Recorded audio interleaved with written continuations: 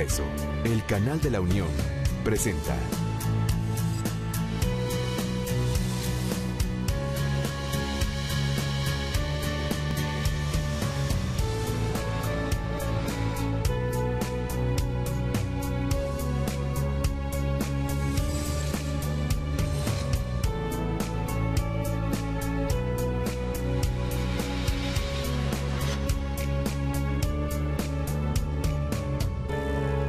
Bienvenidos, muy buenas tardes. Como siempre nos da muchísimo gusto saludarlos una vez más. El canal del Congreso, el canal de la Unión les da la más cordial de las bienvenidas. Lo invitamos a que se quede con nosotros en este momento. Continúa la parte final de estas audiencias públicas que en materia de seguridad y justicia se han estado desarrollando desde el pasado martes aquí en las instalaciones del Senado de la República. Le comento, estas audiencias públicas han sido convocadas por las Comisiones Unidas de Justicia, Estudios Legislativos y Puntos Constitucionales, con la finalidad de poder tener mayor alcance, mayor información y la voz de los expertos en la materia, en el trabajo que en el seno de esta 62ª legislatura se realiza. Recordando que en este modelo de parlamento abierto, que ha sido un sello característico y distintivo de esta 62ª legislatura, una voz muy importante es la que tienen los especialistas en la materia, la sociedad civil, académicos y demás personalidades en los diferentes temas.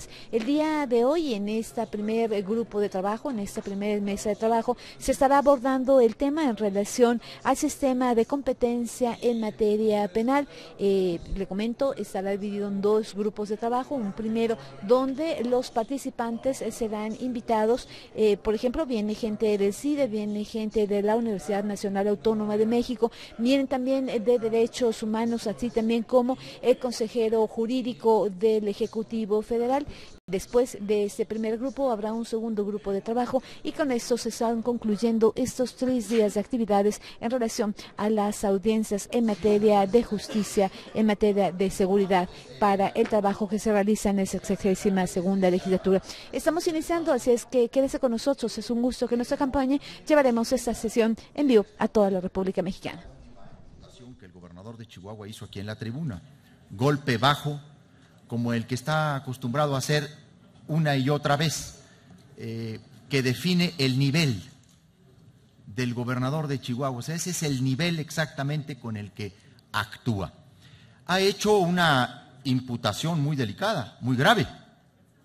El gobernador de Chihuahua, aunque ha insinuado, pues ha generado una acusación de supuesta vinculación mía con el crimen organizado. Incluso ha deslizado que mi postura sobre la crítica que yo he realizado tiene que ver, dice, con los intereses afectados en la frontera con motivo del combate al crimen organizado. Me parece que es tan delicada la acusación que voy no solamente a pedir al gobernador de Chihuahua que fundamente sus dichos, ¿no?, sino voy a pedir al Senado de la República que se encargue de recoger estas declaraciones tan bajas, tan de pandillero de última hora, porque ese es el comportamiento que ha tenido aquí el gobernador de Chihuahua.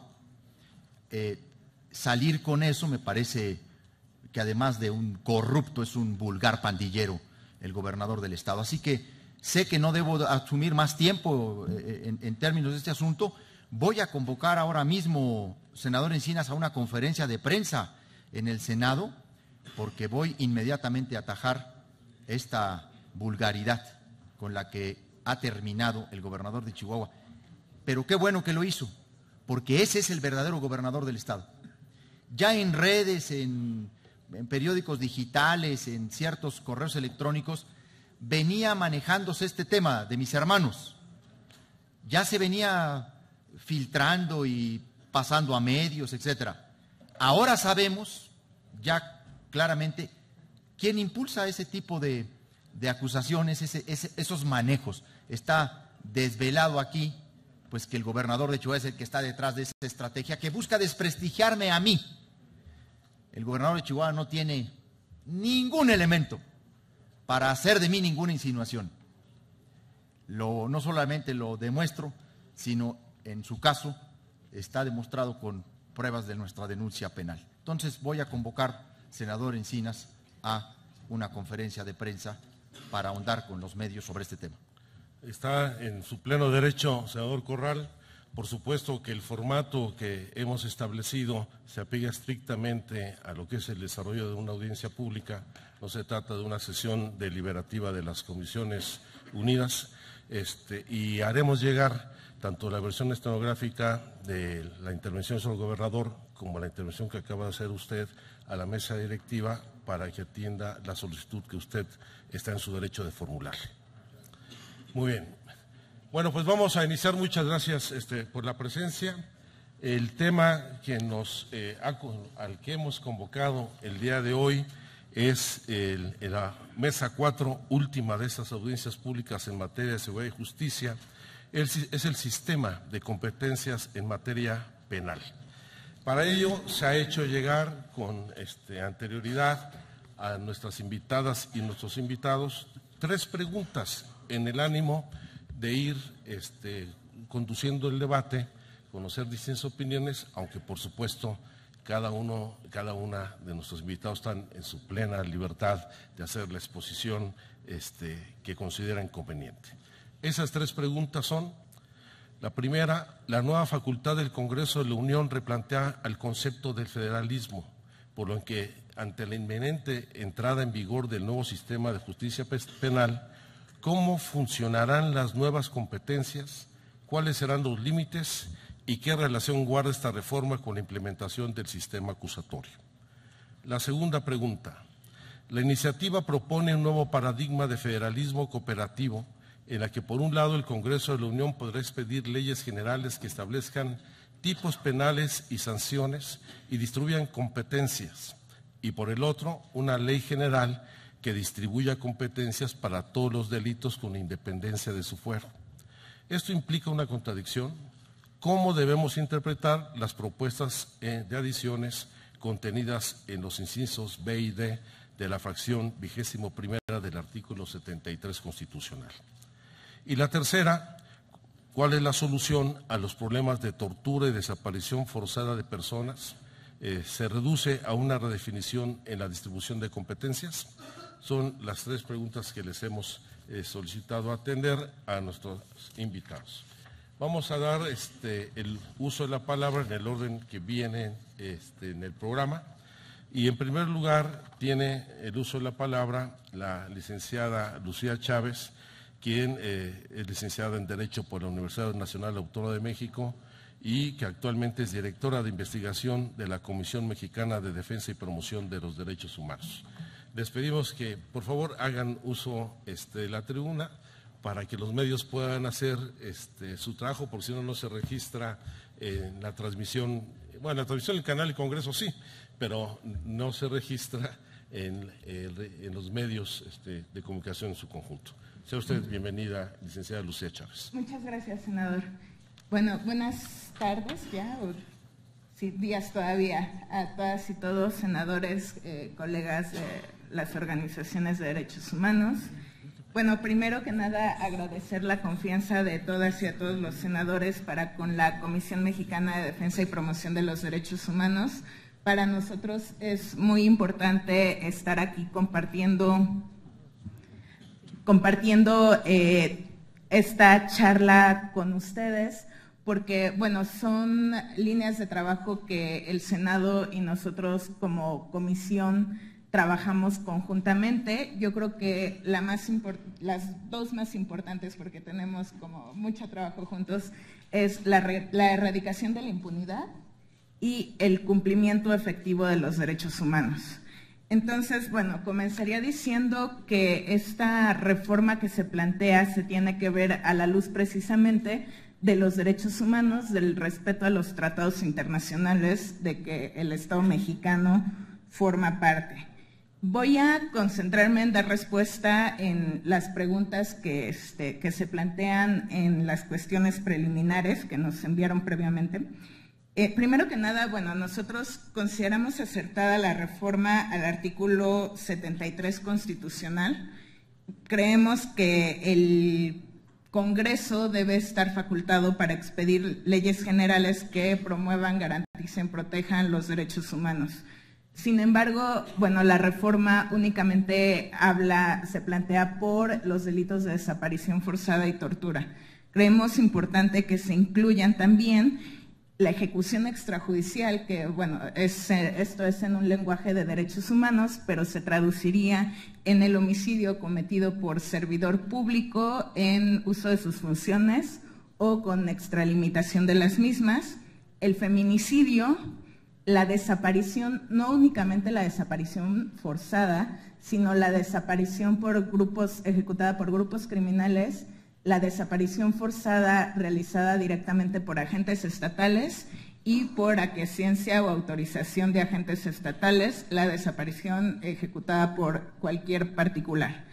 Y bueno, la tortura en general. Para ello, consideramos importante que la Federación goce de áreas especializadas para la investigación de estos delitos. Tiene que contar con recursos materiales, económicos y también con personal humano capacitado para realizar estas funciones.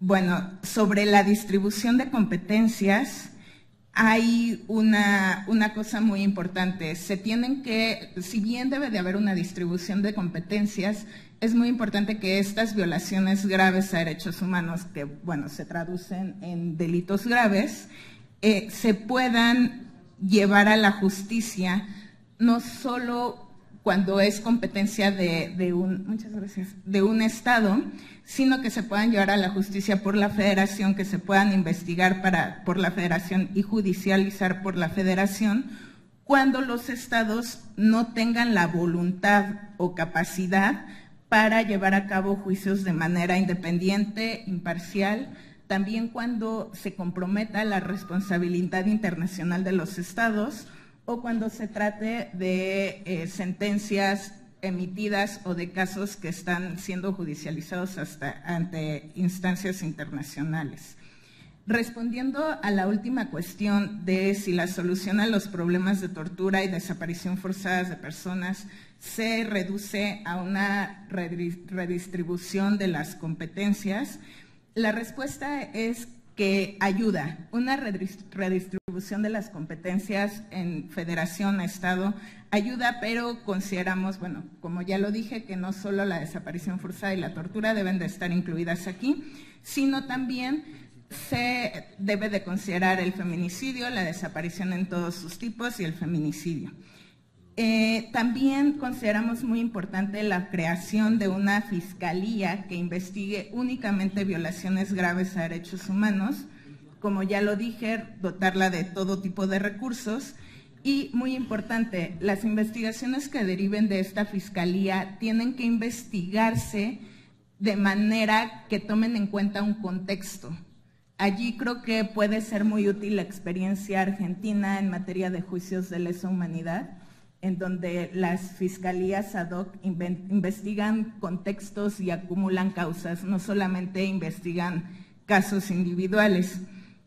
Otra cosa muy importante para la erradicación de la impunidad y para que esta reforma pueda tener éxito es la cooperación internacional. Yo celebro que esté invitada la Oficina del Alto Comisionado a estas comparecencias.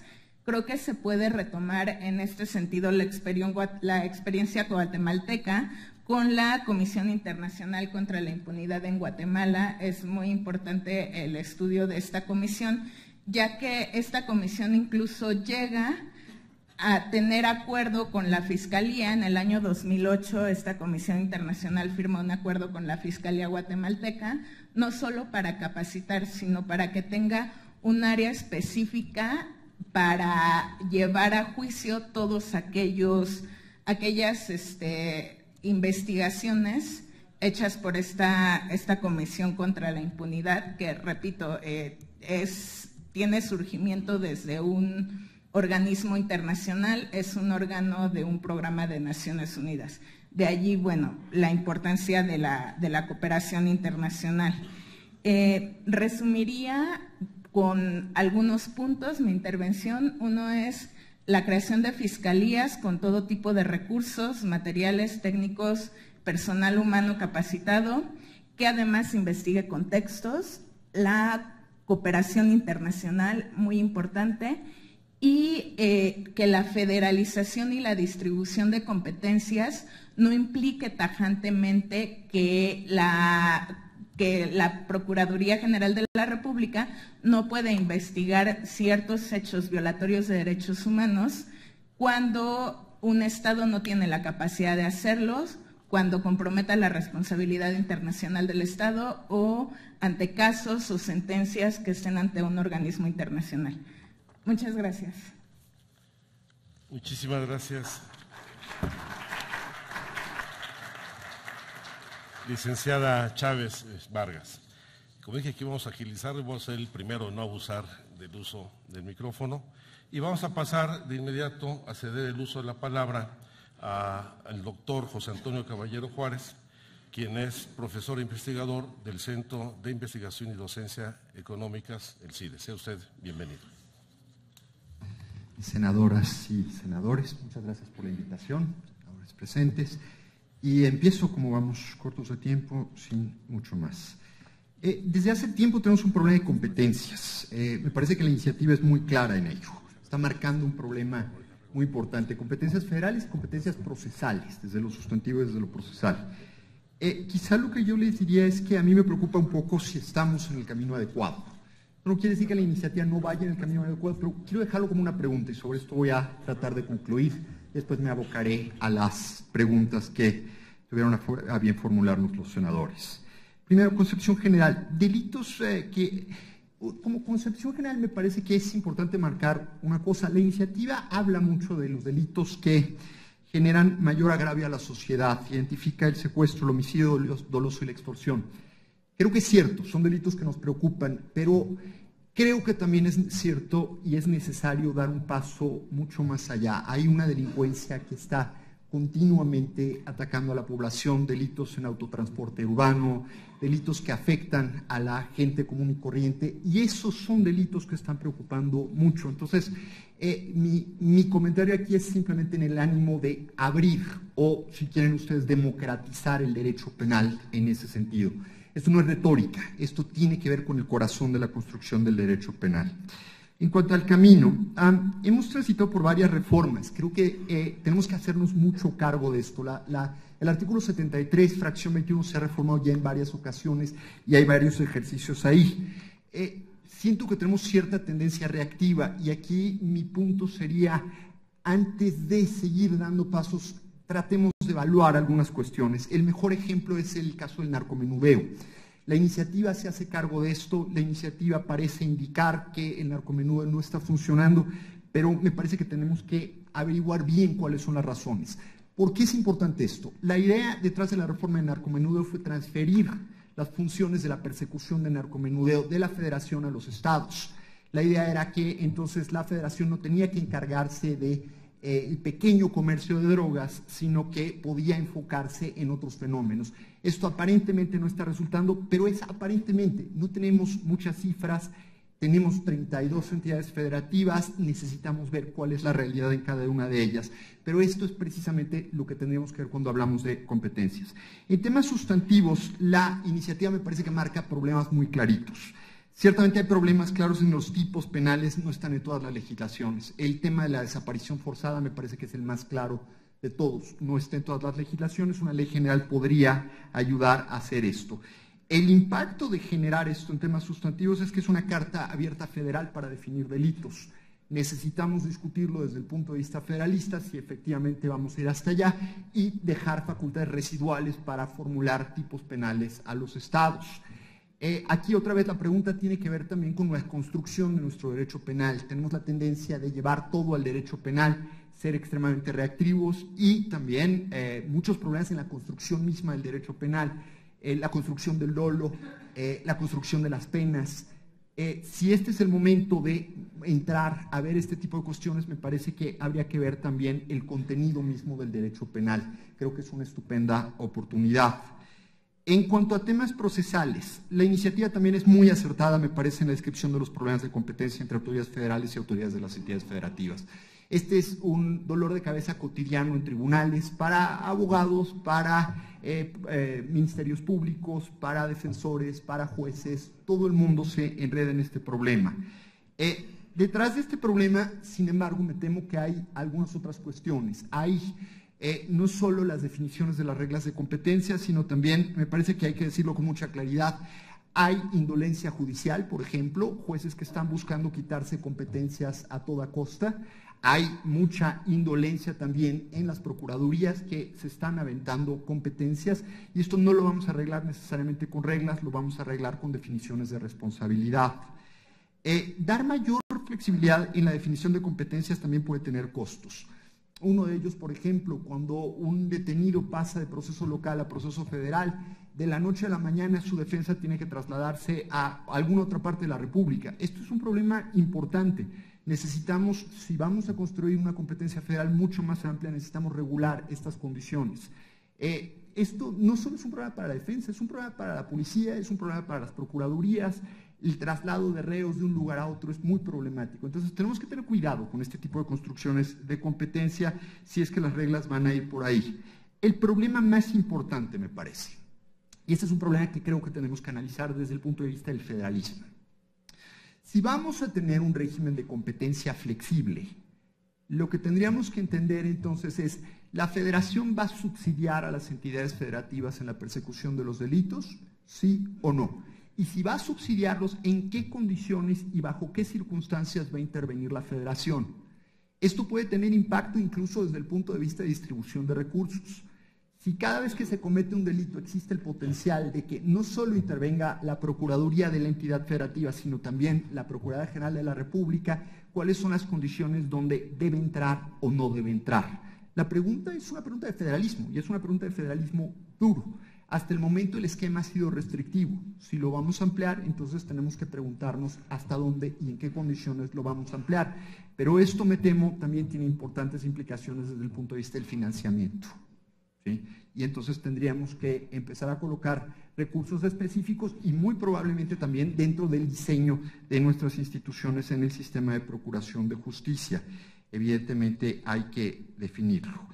Hay un tema que me preocupa especialmente dentro de la iniciativa, el tema de delincuencia organizada. Se quita la atribución exclusiva de delincuencia organizada para la federación y se establece la posibilidad de que facultades en materia de delincuencia organizada puedan ser utilizadas por procuradurías en las entidades federativas. Esto me parece extremadamente problemático. No voy a entrar en una discusión filosófica del derecho penal del enemigo. Simplemente lo que quiero dejar muy claro es mover delincuencia organizada, es dotar de atribuciones a autoridades que no están a la altura de ello. No tenemos que darles muchas más vueltas. Este es un elemento muy peligroso y me parece que si ya tenemos en este momento una constitución de delincuencia organizada y no se va a quitar, por lo menos restringir o mantener el uso exclusivamente para la autoridad federal. Como conclusión, en el fondo no hemos resuelto el problema, me parece, o muchos de los problemas que tenemos. Las reformas no necesariamente las hemos analizado para ver si están efectivamente resolviendo los problemas para los que se aprobaron en su momento. La historia del artículo 73, fracción 21, en los últimos 5 años, 6 años, nos da fiel cuenta de esto. Hemos sido muy reactivos. Algunas reformas son buenas en materia de secuestro, se puede pensar en materia de libertad de expresión, pero ¿hasta dónde podemos entonces encontrar esos resultados? Necesitamos evaluar esto, me temo. Y implícitamente lo que yo sostendría es que existen instituciones dentro del Estado mexicano que estamos utilizando mucho menos en esto, y las respuestas pueden estar ahí. Una de ellas me parece que es el Sistema Nacional de Seguridad Pública. El Sistema Nacional de Seguridad Pública es un organismo de coordinación de Estado, precisamente de capacidad federal. Creo que tendríamos que explorar este tipo de elementos. Con ello no quiero decir que la iniciativa no esté planteando problemas reales. Los problemas procesales se viven todos los días y creo que la iniciativa es muy clarita en establecerlo. En cuanto a las preguntas, la primera pregunta, es ¿cómo funcionarán las nuevas competencias? ¿Cuáles serán los límites y qué relación guarda esta reforma con la implementación del sistema acusatorio? Esto no se puede responder hasta no tener la legislación ya aprobada, las reglas procesales. En principio podemos decir que el impacto no va a ser inmediato porque no se define con claridad dentro de la iniciativa esto. Esto al menos a mí no me preocuparía inmediatamente, me preocuparía en el momento en que se haga la legislación secundaria. La segunda pregunta, la iniciativa propone un nuevo paradigma de federalismo cooperativo en el que, por un lado, el Congreso de la Unión podrá expedir leyes generales que establezcan tipos penales y sus sanciones, distribuyan competencias, y por el otro, una ley general que distribuya competencias para todos los delitos. Esto implica una contradicción. ¿Cómo debemos interpretar las propuestas? No hay contradicción. Es enredado, pero no hay contradicción. Lo que está diciendo la iniciativa es que algunos delitos desde el punto de vista sustantivo pueden tener atracción y otros desde el punto de vista procesal la distribución de competencias. Es enredado, sí, ciertamente es enredado, porque creo que no terminamos de aterrizar nuestro paradigma precisamente de colaboración en materia de persecución de los delitos. Pero desde el punto de vista de estricta técnica me parece que es acertado. Y voy hacia la última pregunta. Bueno, acertado, digamos que se resuelve. Creo que podemos discutir si es la solución que queremos o no. La última pregunta, ¿la solución a los problemas de tortura y desaparición forzada de personas se reduce a una definición en la distribución de competencias? No. La solución a la tortura y a la desaparición forzada se resuelve directamente con intervenciones y mensajes claros.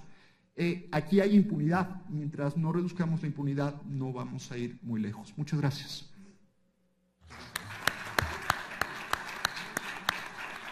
Muchas gracias, doctor José Antonio Caballero, por su presentación. Toca el turno al doctor Javier Oliva Posada. Él es politólogo, maestro en estudios latinoamericanos y profesor de tiempo completo de ciencia política en la licenciatura y posgrado de la Universidad Nacional Autónoma de México. Le pedimos que nos haga el favor de hacer uso de la palabra.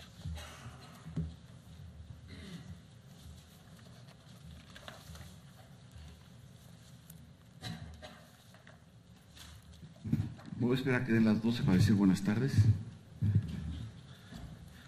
No hay tanta prisa, hay que apresurarnos, pero muy bien. Incluso no tanto. Muchas gracias. En primer lugar, quiero agradecer al senador Enrique Burgos, presidente de la Comisión de Puntos Constitucionales, al senador Alejandro Encinas, presidente de la Comisión de Estudios Legislativos Segunda, por la invitación. Por supuesto, reconocer la presencia de senadoras y senadores, funcionarios públicos, funcionarios del Senado de la República y colegas. Quiero iniciar mi intervención con 3 preguntas que me formulé al momento de estar preparando esta ponencia y la investigación de los datos a los que recurrí. La primera es, ¿cómo fue que llegamos hasta aquí? ¿Cómo fue que nuestro país llegó a este momento? Es más, ¿qué ha pasado a lo largo de estos años? Que un tema que podríamos haber resuelto en algún momento pareciera que se está agudizando. Y por último, y de manera ya más específica, ¿cómo es que la seguridad pública se ha convertido en un asunto de seguridad nacional? El pasado 27 de noviembre, el señor presidente de la República presentó 10 medidas en materia de seguridad pública. Su discusión y análisis ha sido por muchas razones el objetivo central del debate nacional. Sin embargo, debemos recordar que fue debido a los graves y dramáticos acontecimientos de los días 26 y 27 de septiembre de 2014 en Iguala, así como las movilizaciones encabezadas por los padres de familia, lo que aquí nos reúne. Es decir, que tuvo que suceder una auténtica tragedia para que la sociedad, gobierno, medios de comunicación y el Poder Legislativo reaccionaran a una condición de inseguridad que ya se prolonga. Desde el 28 de junio de 1998, en la convocatoria gubernamental de la Cruzada contra el Crimen y la Delincuencia, pasando por el anuncio de la Cruzada contra el Narcotráfico y el Crimen Organizado de enero del 2001, la primera gran manifestación ciudadana del 27 de junio del 2004, hasta culminar con el operativo conjunto del 11 de diciembre del 2006 en Michoacán, el denominador común ha sido el de la prevalencia de la acción federal en la recuperación del Estado de Derecho y la paz pública a nivel local. Ahora, en la segunda alternancia en el Poder Ejecutivo en este siglo XXI, la problemática dista mucho de haberse controlado. Incluso hay notables signos de debilitamiento estructural y de depredación de las instituciones, las leyes y sobre todo una notable pérdida de confianza de la ciudadanía respecto de las áreas responsables de administrar la justicia y preservar la seguridad pública. Para todas estas aseveraciones me estoy apoyando en el estudio País de las Conductas y Prácticas Cívicas que publicó el todavía Instituto Federal Electoral en junio del año pasado, en donde ustedes pueden constatar las aseveraciones que estoy haciendo al respecto. Desde hace años, y debido a la improvisación en la creación de programas, aplicación de medidas y recursos presupuestales, es que no se han dado los resultados esperados.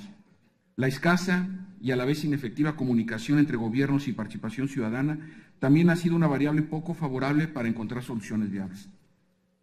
En Latinoamérica en general, me formulo esta reflexión que comparto con ustedes. Cuando más democracia tenemos, cuando más partidos políticos hay, cuando tenemos procesos electorales razonablemente competitivos, cuando hay intensos debates parlamentarios, cuando también contamos con una razonable estabilidad económica y dinámica comercial, más desiguales y violentos somos en la región. ¿Por qué, si tenemos democracia, tenemos tanta inseguridad? ¿Por qué, si tenemos democracia, tenemos tanto debilitamiento del Estado de Derecho en lo que se refiere a materia de impartición de justicia? Ensayo una respuesta. La sistemática concentración de la riqueza y la frecuente ausencia del principio de imparcialidad en la aplicación de la ley nos ha llevado a la paradoja de que en la calidad y eficacia de los servicios públicos que ofrecen los gobiernos es también la capacidad de las instituciones de la democracia como procedimiento para atender, procesar y responder a las demandas de la ciudadanía. Algo estamos haciendo mal o algo hemos dejado de hacer. En el binomio desarrollo-seguridad, que nos ha impedido, ¿qué es lo que nos ha impedido disfrutar de los sólidos avances institucionales y condiciones de vida? Un Estado fuerte se recrea en una sociedad fuerte y participativa. Un Estado débil es consecuencia y acompañamiento de una sociedad desorganizada. Un Estado fuerte con una sociedad débil es una dictadura. Un Estado débil con una sociedad fuerte se le llama revolución. Paso ahora al contexto general. Así las cosas, tenemos que en México hay una constante pérdida respecto de la percepción de la eficacia de las corporaciones policiales locales, estatales, municipales. No obstante, los ingentes recursos destinados desde el subsidio para la seguridad en los municipios creado en el 2008, o también con el Fondo de Seguridad Pública iniciado en 1999, con un presupuesto para 2015 del Subsemun de 4.893 millones de pesos y de 8.190 millones de pesos para el Fondo de Seguridad Pública, es entonces que nos da una idea respecto de la gran cantidad de recursos que se han destinado desde hace años, al menos desde el 2008 en el caso del Subsemun, y cuáles han sido los resultados en términos de costo-beneficio. Hay suficientes diagnósticos, propuestas, estudios, opiniones nacionales e internacionales respecto de lo que sucede en nuestro país y las maneras en las que hay que superar la situación de inseguridad pública. La pregunta es entonces, ¿qué es lo que hace falta? Uno de los principales distintivos en las acciones de los sucesivos gobiernos de la República ha sido la persistencia en recurrir a las Fuerzas Armadas como la primera línea de contención y sometimiento al crimen organizado. Desde junio del 2005, en la primera operación intensiva y extensiva de las Fuerzas Armadas en zonas densamente pobladas, en estas labores de apoyo a la seguridad pública, a petición de las autoridades civiles y de la población, las imprecisiones jurídicas y la falta de apoyo en varios campos de acción también han terminado por afectar de alguna forma a una de las instituciones más apreciadas por la ciudadanía, como es el caso del Ejército Mexicano. De hecho, si ustedes consultan también el informe País del Instituto Federal Electoral, la primera institución pública en términos de aceptación por parte de la ciudadanía son precisamente las Fuerzas Armadas y el Ejército Mexicano en particular, no obstante las condiciones de desventaja en las que colaboran en tareas de coadyuvancia a la seguridad pública.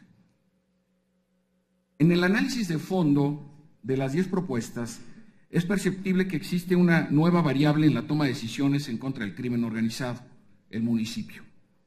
Muy lejos estamos de un verdadero sistema federal.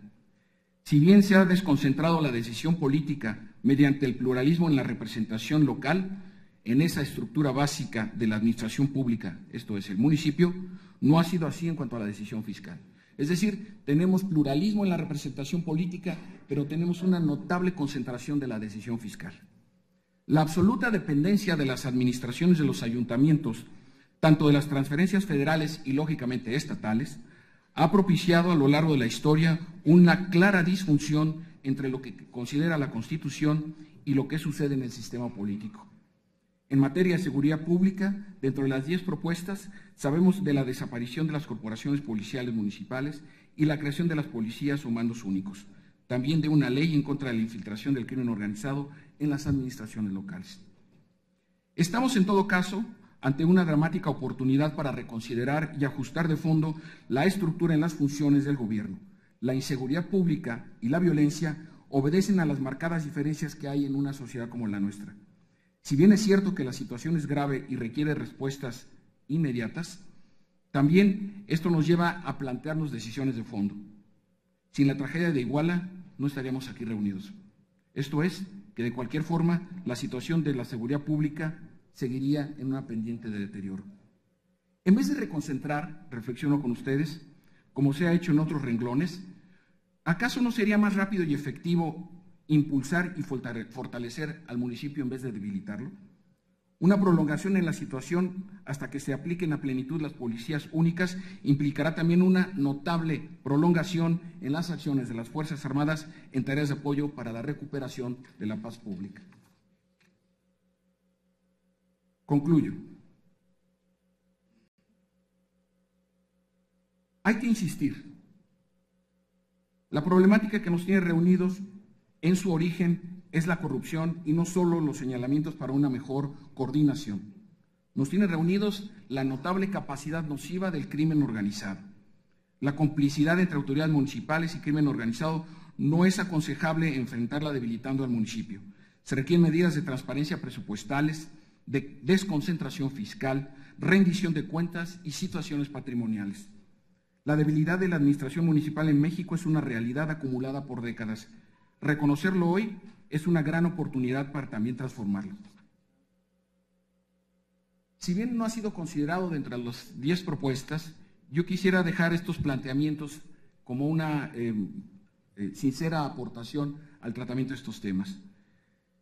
Por una parte, es muy aconsejable el fortalecimiento de las Secretarías de la Defensa y de Marina Armada de México. Considerar, segundo, la certeza jurídica para sus acciones, aun y que sean del todo transitorias. Tercero, es importante reconocer que sus acciones siempre han estado apegadas al Estado de Derecho y cuando ha habido violaciones o abusos, estos han sido sancionados. Tercero, es necesario el establecimiento de un calendario para la puesta en marcha de los resultados de este debate parlamentario.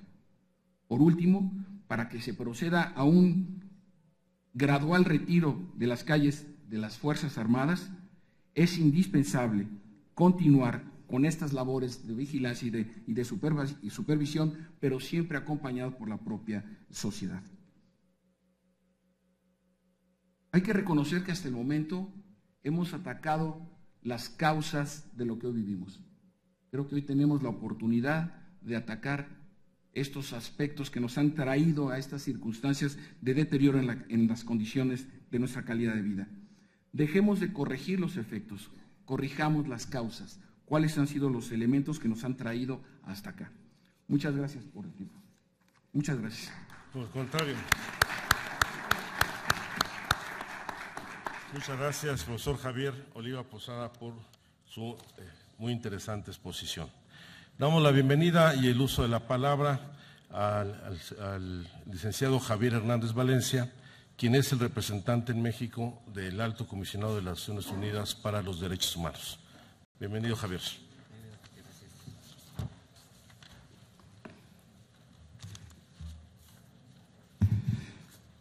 Señoras senadoras, señores senadores, todos aquí de verdad nos honran con la invitación.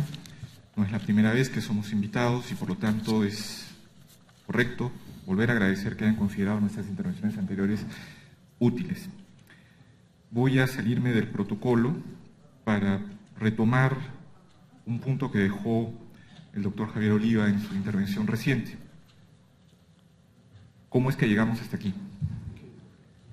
Y lo que yo quisiera subrayar es que llegamos hasta aquí desde hace mucho tiempo, y no solo desde los sucesos de Iguala.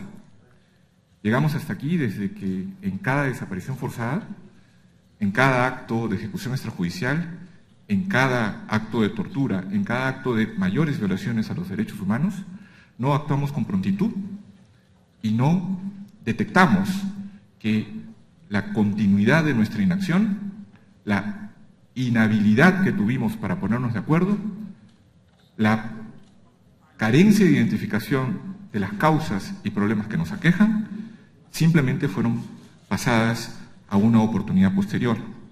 Debo decir, sin embargo, que a casi 2 meses, dentro de 5 días de la presentación por el presidente de la República, el licenciado Enrique Peña Nieto, del mensaje, cito, por un México en paz, con justicia y desarrollo,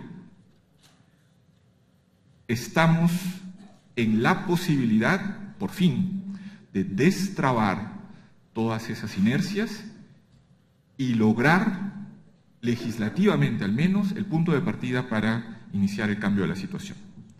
No es tampoco que en todo este tiempo hayamos sido impávidos. Solo en el año 2014, tanto la senadora Angélica de la Peña como el senador Roberto Gil Suárez presentaron iniciativas para facultar al Congreso a expedir una ley general en materia de desaparición forzada. De manera que la propuesta que la Presidencia de la República introduce ante el Honorable Congreso de la Unión y en particular esta Cámara debe poder finalmente sintetizar todos los debates y esfuerzos que venimos teniendo que no han sido públicos en una acción final, ojalá eficaz. ¿Cuál es el sentido de la iniciativa? En un contexto en el cual también se busca abordar una situación general de seguridad que tiene varias aristas, como quienes me han antecedido en el uso de la palabra han expresado. Lo primero que debo decir es que es un debate para el cual no la persona, que es mi humilde representación como alto comisionado, sino las instituciones del sistema internacional y el sistema interamericano vienen desarrollando desde hace varios años un diálogo con México y desde el sistema interamericano con el continente. El informe sobre seguridad ciudadana y derechos humanos de la Comisión Interamericana de Derechos Humanos va a cumplir ya 4 años.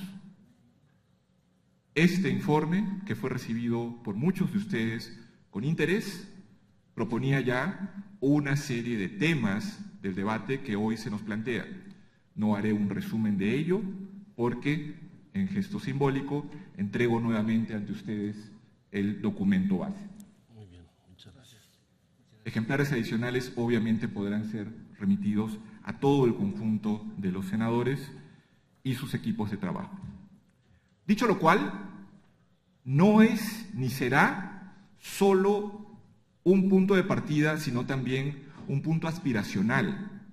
No es solo un menú de ideas, es también la referencia a sentencias de la Corte Interamericana que han causado estado en varios de los países de la región.